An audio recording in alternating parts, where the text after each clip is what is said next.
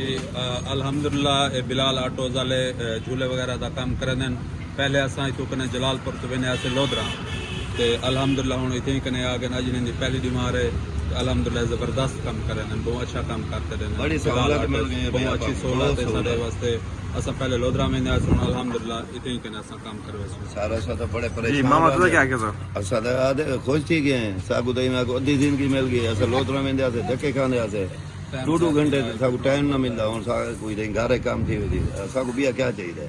सागु राशिद महमूद ही मिल गए, बिलाल ही मिल गए, सारे ही दही काम सारे थी पे ठीक है सागु क्या दी टेंशन सारे यकीन कर पूरी बीमार चढ़ती वेंदी वाल उठा वञो या दिन थी हुन जने पहले 5 के जाए गणी एक खुलसी तोरे नंबर लगी सब एक बार पहले टाइम गिनना पड़ा। हां सागु एक पहले टाइम गिनना जिवें टाइम होसी इथे कने बेहतरीन जबरदस्त अच्छा काम थी वैसे बहु सिर्फ व्हील पैलेस दी कम पैसी सारे को रह गई है वो आवे ते अपनी टेंशन ही मुक हुई थी क्या संग जरूरत है मुल्कान लोगरा बावल को जाती सारे यही काम थी वे अपनी टेंशन सारी मुक गई। अल्हम्दुलिल्लाह सही वास्ते आज पहली बीमारी सिवे का ते खुलवाड़ी थी माशाल्लाह भाई होना दी पहली गड्डी जेड़ा ना दुकान ते खुली इफ्तिताह दे बाद फौरन बाद पहली गड्डी सिवे खुली पई है 266 बीएनके 266 नंबर गड्डी जेड़ा सिवे पहली गड्डी फ्री है पहली गड्डी फ्री है पहली गड्डी फ्री है पहली गड्डी माशाल्लाह सारे नसीब सारा अपना